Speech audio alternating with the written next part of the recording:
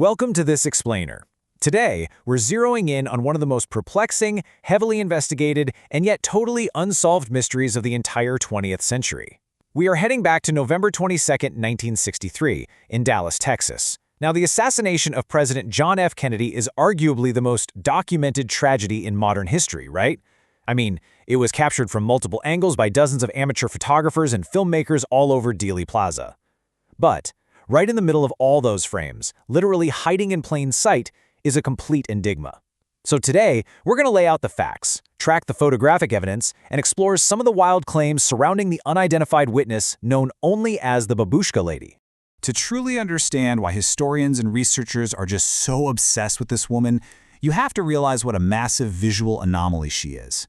Just picture the scene for a second. The fatal shots ring out, and absolute sheer panic ensues. People are ducking for cover, they're dropping to the floor, they're running for their lives in total terror. But right there, standing incredibly close to the presidential motorcade, is this one single figure who does exactly none of those things. She is completely unfazed. While absolute chaos unfolds all around her, she just stands there, appearing to calmly record the whole thing. It really begs the question, who could possibly be that calm in the middle of a presidential assassination? Okay, let's dive right into this. This witness stands perfectly still with her camera raised right up to her face. She's got this wide, really poised stance, and she seems to be just smoothly tracking the presidential limousine. And here's the thing. She was incredibly close to the street. That means whatever she was capturing would arguably be the most direct, continuous, close-up footage of the assassination in existence. It's a really unsettling contrast, you know? This rock-solid calm set against a backdrop of absolute horror.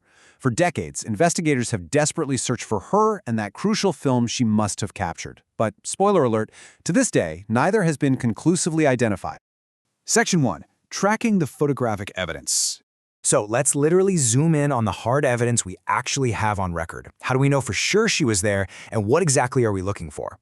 Well, the Babushka Lady is actually a confirmed presence in at least 4 distinct pieces of amateur historical footage.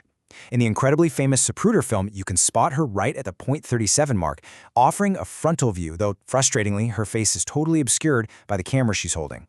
Then in Marie Muchmore's film at .41, we see her standing with that unusually wide stance right behind a man named Charles Brem and his 5-year-old son. She pops up again in the Orville Nix film, standing on the grass between Elm and Main Streets, and finally in Mark Bell's film at .47, standing across from the grassy knoll with her back to the camera. Across all these films, we see a woman, probably in her late 30s or 40s, wearing sunglasses, a long tan-colored overcoat, and that very distinctive headscarf.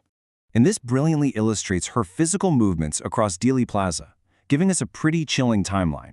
At 12:20 p.m., before the motorcade even arrives, she's hanging out near the Dallas County building.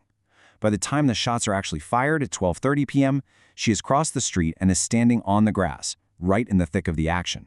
But notice what happens next. Instead of fleeing in a panic like everyone else, at 12:32 p.m. she casually crosses Elm Street, walking toward the crowd near the grassy knoll. And finally, around 12:35 p.m., the very last images capture her walking east on Elm Street. And then, poof, she just slips away, she vanishes entirely from the historical record. Section 2. The Beverly Oliver Confession. So for years, the United States House Select Committee on Assassinations had absolutely zero leads. No verified witness knew who she was, and the footage never surfaced. But then, in 1970, out of nowhere at a church meeting in Joshua, Texas, a former burlesque club singer named Beverly Oliver steps up to conspiracy researcher Gary Shaw with a massive claim. She says, "I am the mystery woman." She claimed she filmed the whole thing from just 20 to 30 feet away, and that she handed her undeveloped film over to 2 men who identified themselves as FBI agents. And shocker, she said the film was taken for investigation and never returned. But her story didn't actually stop there. She also alleged that she personally knew Jack Ruby, the guy who shot Lee Harvey Oswald, and claimed Ruby had actually introduced her to Oswald, explicitly describing him as a member of the CIA. But let's pause for a second and compare Oliver's profile to the visual evidence. Consider the moniker itself, Babushka. It's a Russian word that literally translates to grandmother or an elderly woman, and it's also the name for that traditional headscarf tied under the chin. The deep irony here is that Beverly Oliver was a slender 17-year-old dancer at the time of the assassination. I mean, that heavily clashes with the visual evidence from the actual footage, which clearly shows a much older, wider-set woman in a mature, tan trench coat. Section 3. Debunking the claim. Now, what's really interesting about this next part is how historians actually dismantle claims like this. They rely on cold, hard historical reality. When researchers asked Oliver about her specific equipment, she very confidently stated that she captured the footage using a Yashica Super 8 movie camera. Well, there's just one massive problem with that detail. The Yashica Super 8 literally did not exist in 1963. 1969. That specific model of camera wasn't actually released to the general public until 6 full years after the assassination. When confronted with this time-traveling camera impossibility, Oliver tried to backtrack, claiming she had somehow been given an early, unreleased prototype before it hit the market. But, as you can probably guess, historians simply didn't buy it. These glaring factual inconsistencies completely debunked her story in the eyes of serious researchers. Section 4. An enduring historical enigma. So, with Beverly Oliver's confession totally dismantled, we are right back to square one. But, nature abhors a vacuum. And in the world of the JFK assassination, a total lack of verified facts just leaves the door wide open for some incredibly wild theories to take root. Impartially speaking, these are the four most prominent theories out there. Was she a covert Russian spy gathering intelligence? Was she maybe an assassin holding a disguised camera gun, perhaps an undercover Secret Service agent? Or, and this one actually stems directly from that unusually wide physical stance we saw in the Muchmore film, was it actually a man in drag holding binoculars instead of a camera? Honestly, that last one would perfectly explain why no film was ever found. Plus, get this, meteorological records show that the morning rain in Dallas had totally stopped by 10 a.m. By the time of the shooting at 12:30, there was no active rain whatsoever, meaning her headscarf wasn't exactly practical weather protection. It just adds a whole other layer of suspicion to the entire outfit. So what does this all mean? Well, it brings us to our final lingering thought.